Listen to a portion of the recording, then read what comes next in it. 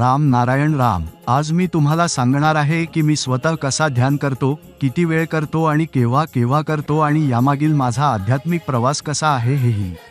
मी सध्या तुमच्यासमोर बसलोय आणि माझ्या आत कितीतरी मनं आहेत, आत्मा आहेत, हे सगळं निसर्ग आपल्याला देतोय.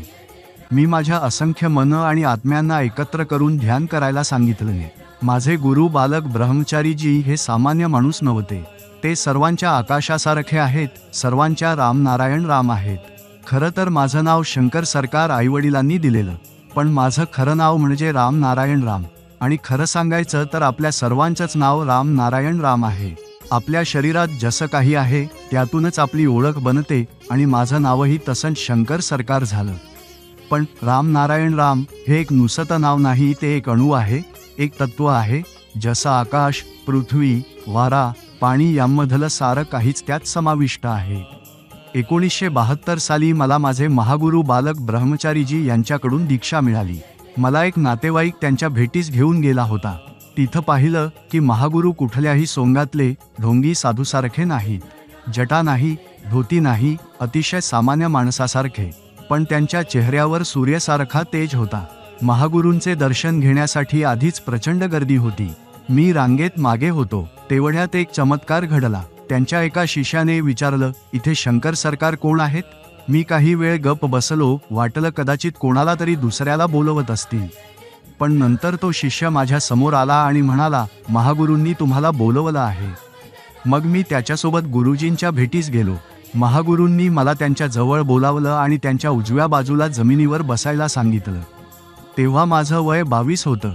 मला धीर नव्हता, थोडं बालिशपण होतं. गुरुजींनी मला 2 तास तिथे बसवलं आणि इतर लोकांना दीक्षा देत राहिले. मी अनेक वेळा उठून जायचा प्रयत्न केला, पण त्यावेळी त्यांचे जे प्रमुख शिष्य होते त्यांनी मला बसून राहायला सांगितलं. थोड्या वेळानंतर त्यांनी मला जवळ घेतलं आणि प्रेमाने मिठी मारली. त्यांच्या त्या प्रेमाने आणि मायेने जी भावना झाली ती माझ्या वडिलांनी सुद्धा कधी मिठी मारली तेव्हा झाली नव्हती. गुरुजींनी विचारलं, तू काय करतोस? मी उत्तर दिलं, व्यवसाय करतो. त्या क्षणी वाटलं कदाचित बाकी गुरूंसारखे हेही पैशाची इच्छा बाळगतात. म्हणून मी माझं पाकीट काढून त्यातले पैसे त्यांच्यासमोर ठेवले. त्यांनी म्हणालं, नको, हे पैसे मला नकोत, तुलाच त्यांची गरज भासेल. त्यांनी पुढं सांगितलं, तू कितीही पैसा कमाव, पण त्याचा थोडा भाग खर्च कर आणि उरलेला नीट बाजूला ठेव. त्यावेळी मला त्यांच्या विचारधारेविषयी काहीच माहिती नव्हती, पण आज तेच पैसे त्यांच्या प्रचार कार्याला आणि कार्यक्रमांना उपयोगी पडत आहेत. खरंच माझे महागुरू महान आहेत. त्यांनी वेळेतच मला समाज आणि जीवनाकडे डोळे उघडून बघायला शिकवलं. पुढं त्यांनी मला एक बीज मंत्र दिला, राम नारायण राम. या मंत्राने माझ्या आयुष्यात असे सकारात्मक बदल घडवले जे कोणी कल्पनाही करू शकत नाही. राम म्हणजे आकाश, अनंत, पूर्ण ब्रह्मांड आणि सर्वोच्च सर्जक. नारायण म्हणजे या ब्रह्मांडातील सर्व तारे व ग्रह.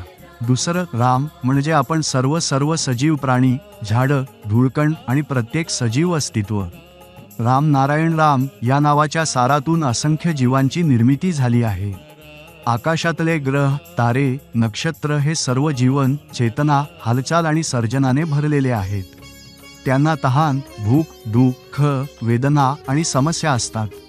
आपल्या शरीरातही असंख्य विचार येतात आणि त्यांच्यातून आपली विवेकबुद्धी मार्गदर्शन करते, चुका दाखवते. पण कधी आपण ऐकतो, कधी नाही, आणि तेव्हाच चुकीचे निर्णय होतात. म्हणूनच राम नारायण राम या नावाचा जप सर्वांना एकत्र आणतो. शांतता, समता, आंतरिक आनंद, साक्षात्कार, आत्मविश्वास, स्वप्रेम आणि नैसर्गिक मार्गावर चालण्याचं सामर्थ्य देतो. म्हणून तुम्ही सगळेही लवकरच या बीज मंत्राशी जोडा आणि तुमचं जीवन उजळवा.